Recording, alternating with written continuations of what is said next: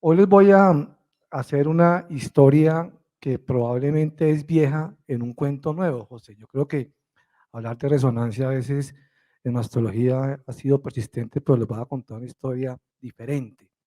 Y una historia diferente y es cómo hacemos posible que las pacientes que necesiten resonancia puedan acceder más rápido al servicio, cómo somos más eficientes y eventualmente podemos disminuir costos, lo cual va a ser muy importante para que después sea aplicable.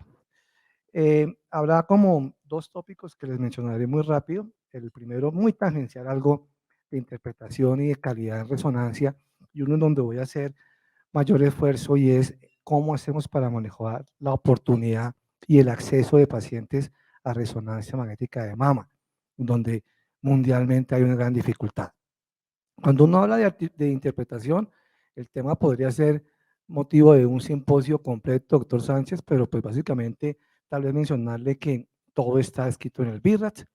Fue tan importante el desarrollo de resonancia magnética que en el año 2003 se incluye resonancia magnética en la Biblia de los reos de mama, que es el BIRAT, y de ahí para allá arranca un desarrollo muy importante en la incorporación de los conceptos de resonancia en la práctica diaria. Esto indudablemente debe venir unido de la calidad del estudio, porque el reporte puede ser adecuado, pero el reporte se basa de que el estudio estuvo bien hecho. El estudio permite que uno pueda identificar lo que realmente va a ayudar al diagnóstico, al pronóstico y al seguimiento del paciente. Si el estudio no tiene un completo estudio de calidad, pues probablemente los errores serán muchísimos y el problema no es de la técnica, el problema es de quien la desarrolla y es responsabilidad del radiólogo garantizar que el estudio sigue toda esa información. Cuando uno habla muy rápidamente del léxico, ustedes, los mastólogos y acá los que me acompañan, saben que existen diferentes léxicos y terminología que está incluido en una resonancia magnética. Hablamos del cantativo mario, del BPI, que ahorita veo que es algo muy importante y cada vez juega un valor más importante como factor predictivo, y algo de implantes, de focos, de masas, a tipo de masa y de curvas cinéticas. Pero para poder llegar a ver esto se requieren imágenes de alta calidad. Imágenes que permitan, por ejemplo, cuando hablamos de los márgenes, determinar si un margen es realmente especulado, irregular o un contorno totalmente circunscrito. Cuando las imágenes, como dirían los mastólogos, son medio borrosas, pues aquí se juega algo muy importante. Y este solamente, identificar los contornos, va a ser el mejor predictor probablemente biológico de la lesión. Y esto se requiere una buena calidad en el estudio. Y mire que también se requiere, por ejemplo, ver cómo se comporta la parte interna de la lesión. Sabemos que una lesión que realza homogéneamente tiene una alta probabilidad de ser benigna. Y una lesión que tiene un componente heterogéneo es una lesión que puede ser sospechosa. Pero estas son lesiones que ustedes están viendo acá subcentimétricas. Si usted no tiene una buena calidad de un estudio, pues probablemente no va a llegar a eso y probablemente su análisis y finalmente su conclusión puede estar equivocada. Algo que les quiero presentar muy rápidamente de interpretación es lo que se llama el realce del fondo. Y el realce de fondo fue descrito, mire, en el 2003 y digamos que es muy importante saber que tiene que ver cómo toma el medio de contraste la mama tempranamente, en el primer minuto. Y sabemos que puede tomarla de una forma mínima, o sea que aquí ustedes ven que aunque tiene contraste se ve la mama como sin nada, de una forma mediana, una forma moderada y una forma marcada. Y estos estudios son clásicos que se dieron en el memorial diciendo que la forma en que se comporta da un alta o una relación de riesgo para cáncer de mama. Las mujeres que tienen este tipo de toma del contraste tempranamente tienen una mayor probabilidad de desarrollar cáncer de mama y lo vieron con miles de estudios, viendo en dónde había cáncer de mama y un porcentaje bastante alto de este tipo de realce. Y es independiente, José, de la densidad mamaria. Para una mama muy densa y tener un realce mínimo, o una mama fibroglandular y tener un realce marcado. Por eso es un parámetro de calidad hoy en un reporte de resonancia y debe ser incluido en forma obligatoria y si no está incluido se considera un estudio que probablemente no ha sido adecuadamente interpretado Y como digo, desde 2013 se dice que es probablemente un muy fuerte predictor para riesgo de cáncer de mama independiente. No tiene que ver con la densidad, no tiene que ver con la edad, y es un factor muy importante de predicción y va a ser muy importante en pacientes, por ejemplo, que están en tamizaje con resonancia de mama. Algo muy importante, y para resumir, y no es la charla de BIRATS, ustedes van a encontrar que al estudiarlo, el módulo de BIRATS implica estos 5 puntos que debería cualquier radiólogo y eventualmente un mastólogo comenzar a conocer para poder interpretar la resonancia de mama. Pero toda evaluación hoy debe ir acompañado de un programa de control de calidad. En resonancia de mama, el control de calidad existe, como lo mencioné anteriormente, está del Colegio Americano de Radiología, pero existe estándares para el reporte. Algo muy importante que ustedes están viendo hoy en medicina es la comunicación efectiva.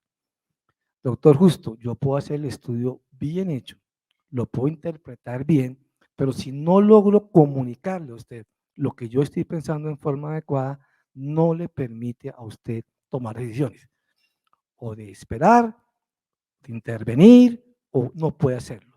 Y el reporte es la herramienta para la comunicación efectiva. Ese estudio es clásico del grupo de Woman de Boston, de la doctora Raza, nos dijo, mire, cada grupo debe interpretar y hay un componente mínimo del reporte que son estos componentes. Debe siempre ir incluida la indicación del estudio, debe estar lo que les decía el VP o realce de fondo, describir muy bien la lesión, comportamiento cinético y la clasificación de riesgo de acuerdo a VIRATS. Y uno debería comenzar a medirse. Hoy que arranco el programa, cómo están los errores reportando, qué nos falta por reportar y en el tiempo ir mejorando. Si no nos medimos, pues es imposible poder mejorar.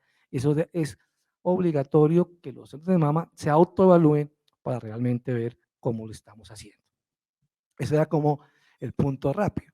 Ahora un punto que nos crea inquietud es, estamos permitiendo que las mujeres lleguen a un examen que, como lo voy a demostrar, tiene suficiente evidencia y realmente cómo estamos haciendo cuando en el mundo los sistemas de salud se encuentran colapsados.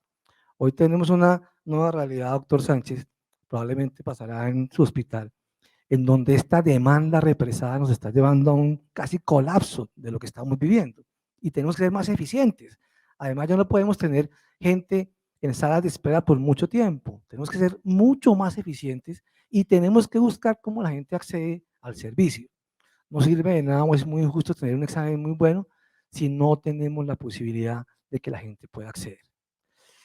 En resonancia de mama hay dos caras de la moneda, José, y uno diría, aquí hay mucha dificultad o hay mucha oportunidad. La vista, generalmente el positivista o el negativista. Algunos diríamos, oiga, esto ha sido muy difícil de desarrollar. Y probablemente unas cosas de lo que vemos es que al principio los magnetos eran incómodos, hartos. Hoy tenemos magnetos de 70 centímetros, mucho más cómodos, agradables, que probablemente hace que sea algo más, digamos, asequible desde el punto de vista de experiencia. Pero mire que la resonancia viene creciendo. Mire, por ejemplo, las publicaciones desde el 82 hasta el año pasado, más de 1.500 indexadas, y sin embargo vemos que la aplicabilidad clínica no es la que los radiólogos esperábamos. O sea, no podríamos darles a veces mucha más información de la que ustedes a veces necesitan tener, pero no le vamos a acceder. Mire, por ejemplo, diferencia en cerebro. En cerebro, hablar de resonancia a un neurocirujano es algo, eso es de la vida diaria. Hablarle, José, a un ortopedista. Así yo me cuestionaba por qué un ortopedista no lo duda un momento de pedir una resonancia cuando uno sale de la ciclovía y me duele la rodilla y una resonancia de mama como que nos cuesta tanto. Te voy a explicar por qué ha sido tan complicado desarrollar el método.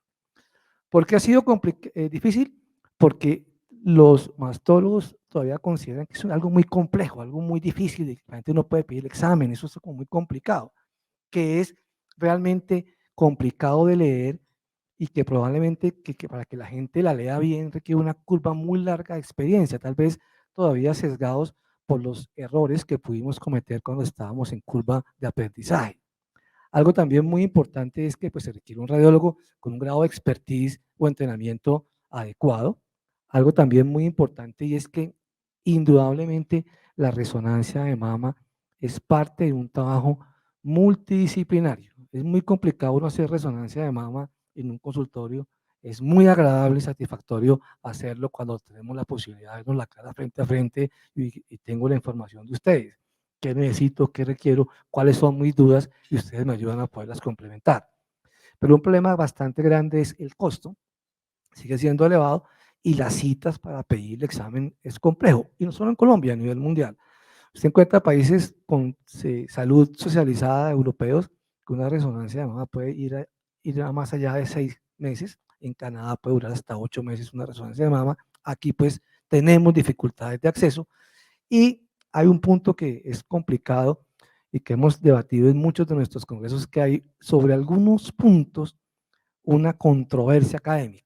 Esa controversia nos ha enredado y no nos ha dejado ver más allá. Si nos quedamos en el árbol, no podemos ver el bosque de una cantidad de utilidades, si nos quedamos en un tema que ustedes, tal vez José, recuerda que es un poco más viejo, somos viejos igual los dos, si hacemos o no preparatoria y todo eso, lo que la doctora Morro, que la doctora Culi, bueno, hay una cantidad de cosas.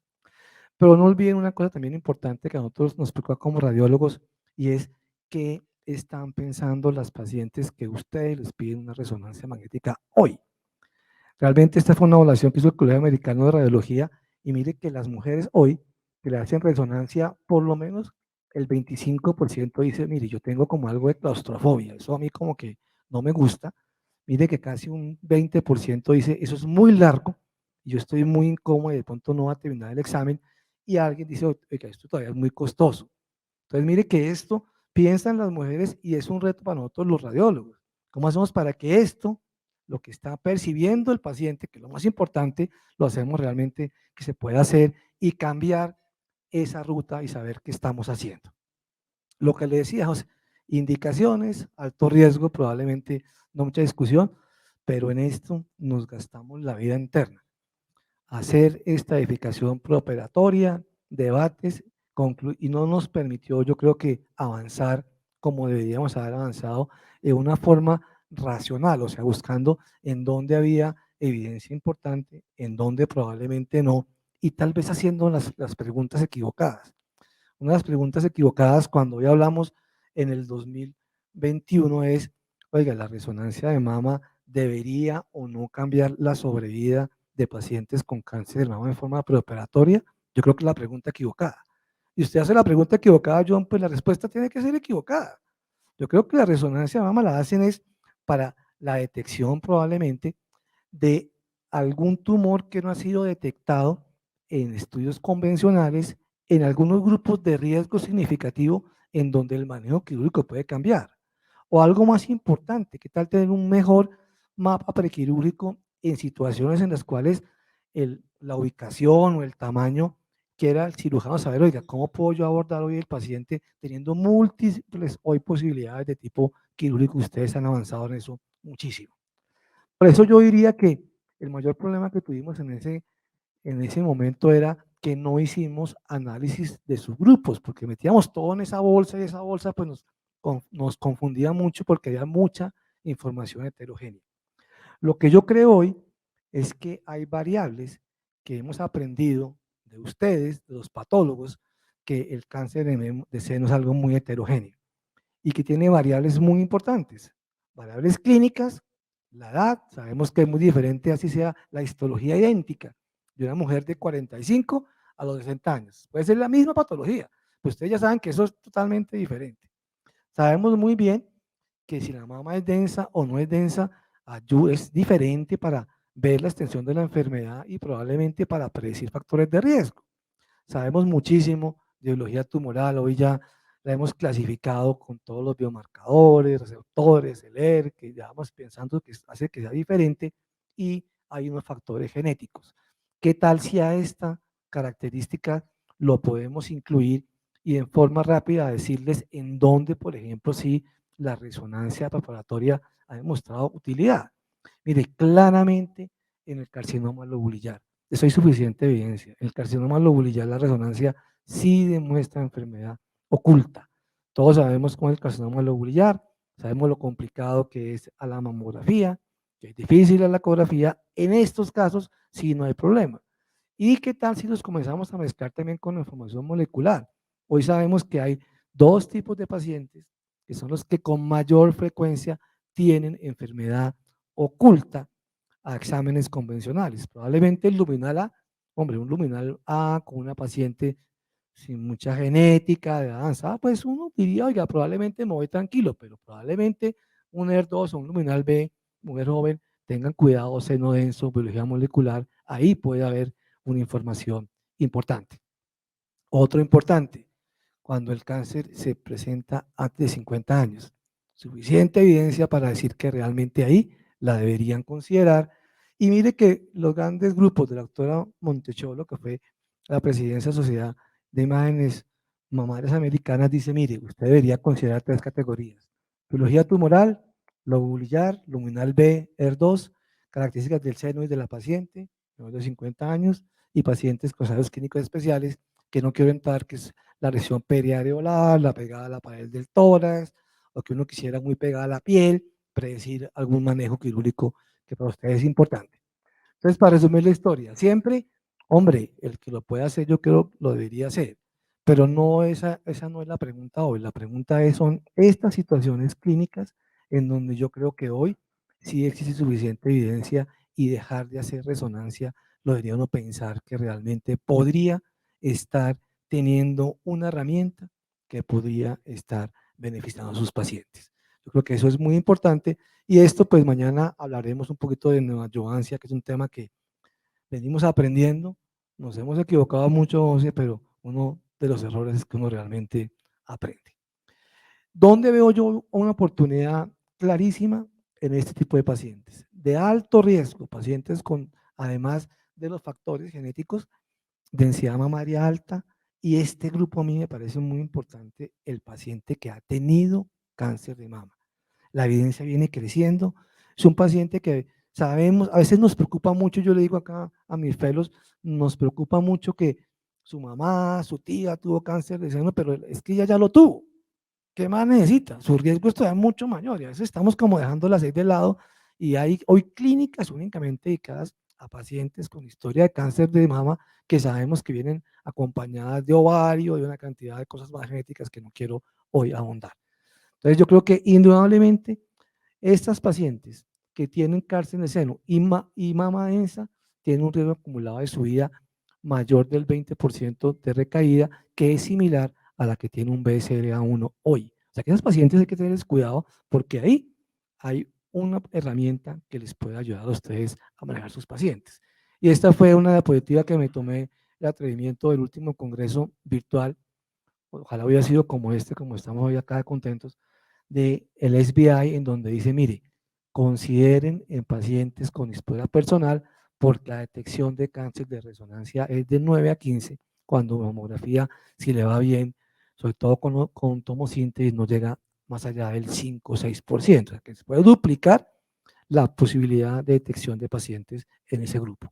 Y algo que comienza a ser muy interesante, y de pronto será motivo del próximo simposio, Johnny, es cómo comenzamos hoy a hacer costo efectivos haciendo mezclas de pacientes, o sea, haciendo mezclas de herramientas. Probablemente si tiene cáncer de seno, oiga, 2 años de mamografía, tercer año resonancia, y mire que este es un estudio que acabó de salir del grupo holandés, del cual el Instituto Nacional de Cancerología viene siendo muy cercano, en el que dicen, mire, probablemente estas pacientes que tienen esto, por lo menos, deberían aplicarle cada 4 años y es costo efectiva en Holanda, siempre y cuando la resonancia valga menos de 200 euros.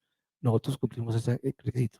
Pero hay gente que dice, usted puede comenzar mezclas y porque probablemente hacer la misma tomosíntesis, José, cada año, ¿será que hay algo nuevo con todo lo que hay? Y habrá unos esquemas de hacer mezclas que puedan ser de pronto más interesantes.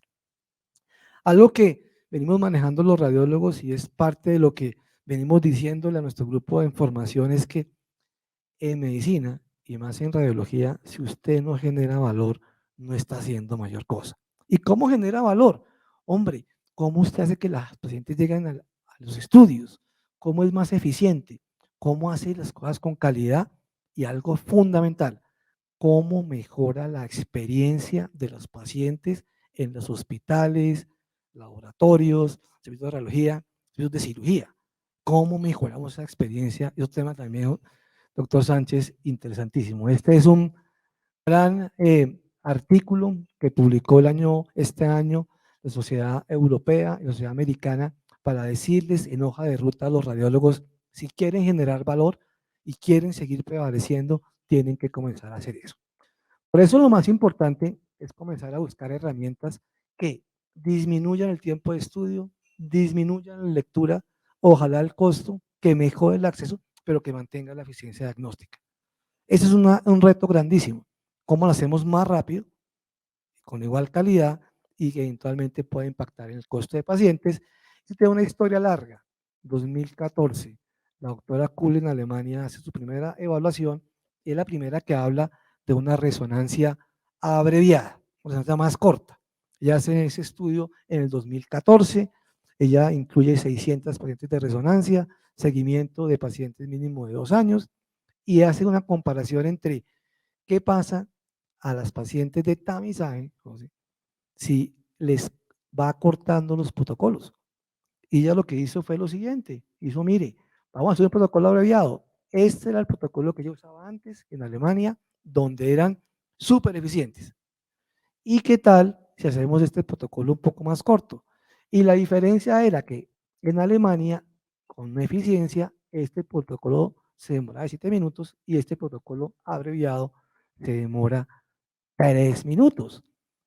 Y ahí hizo el estudio y otra cosa importantísima era que con las secuencias que estaban haciendo, que era un T1 sin contraste, un T1 fase 1 de contraste, un postproceso y una fase de MIP, de reconstrucción, los tiempos de lectura también se disminuían para los aborratados o congestionados servicios de imágenes. Ellos en el grupo más eficiente lo lograban hacer en segundos, el grupo pues probablemente más inexperto en 5 minutos, y mire que hasta en 1 minuto cuando solamente miraban esto. Dijo, en el 2014 lo dijo José, y al principio el mundo radiológico, todo cambio genera malestar, ¿no, doctor Sánchez? Uno que le cambien la condición y le quiten su sitio de confort, pues eso a nadie le gusta. Pero mire que esto ha ido cambiando y mire que ella lo que hizo fue comenzar a decir, oiga, eran pacientes de riesgo alto e intermedio y la evidencia en el 2020 es supremamente robusta. Acá solamente traigo los principales estudios que se han usado en resonancia abreviada desde el 2014 de la doctora Kuhl hasta el 2019, series que pueden estar por encima algunas de 1000 pacientes. Y al comparar los dos protocolos, miren las sensibilidades que son realmente equivalentes. O sea, un grupo que tenga un entrenamiento que cumpla criterios de calidad podría ser equivalente en la detección de lesiones en pacientes con riesgo alto y riesgo intermedio. Esto no es para pacientes de tamizaje poblacional. Pacientes de alto riesgo y de riesgo intermedio, podríamos llegar a eso, a un desempeño similar. Tanto es así que el Colegio Americano de Radiología, que fue uno de los primeros que dijo, oiga, esto tan cortico no me gusta, me parece como demasiado arriesgado, comenzó a ver la evidencia y además de la paciente que comenzó la doctora Kuhl, que eran las pacientes genéticas o pacientes con riesgo alto, dijo, mire, hoy recomendamos protocolos abreviados en pacientes con historia de cáncer de mama y seno denso, pacientes con historia de mama antes de los 50 años y pacientes con historia de biopsia de carcinoma lobular in situ o la placa lobular in situ o patologías de riesgo. O sea que esto, digo, el Colegio Americano, oiga, es suficientemente fuerte, la evidencia es suficientemente grande y el beneficio en tiempo y en costo es ineludible. O sea que esto es muy importante.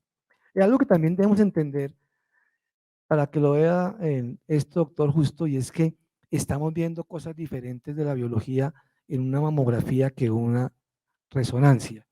Miren que ustedes saben que probablemente la mamografía, que es muy buena, tiene un punto como gris, que es el sobrediagnóstico que funciona muy bien en carcinoma ductal in situ por las calcificaciones.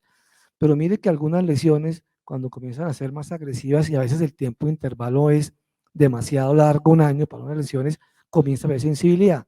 La resonancia es muy regular in situ, pero mire que en los carcinomas que son biológicamente agresivos y de alto grado, se comporta muy bien. Y uno quisiera decir en cuál punto, uno quisiera todo el ponqué, pero que te va a comer, es como cuando uno lo va a comer, pues si uno prefiere el pollo, pues mejor que me dé la pechuga, dice el doctor Caicedo.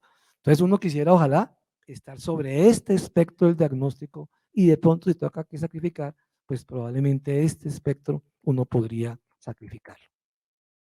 ¿Qué tipo de cánceres a nivel de la evidencia está diagnosticando la resonancia abreviada? Carcinomas invasivos, 71%, carcinomas de bajo grado, probablemente pocos, y mire que los carcinomas ductales in situ que diagnostica el 67% son de alto grado, que son los que realmente hoy sabemos que probablemente nos puedan preocupar y que a futuro, cuando ya nos inviten ya como socios honorarios, nos queda muy poco, José, ya dirán ustedes manejan carcinoma de bajo grado operando, eso de pronto nuestros nietos dirán, oiga, ustedes sí, lo que hacía.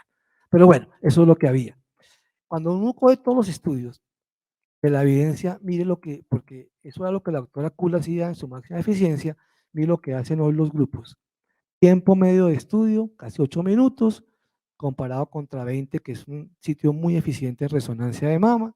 Tiempos de lectura 1.4 minutos contra 4 minutos centros eficientes de mama, pero se requiere un radiólogo que ojalá pase de un tiempo mínimo de experiencia de 6 años.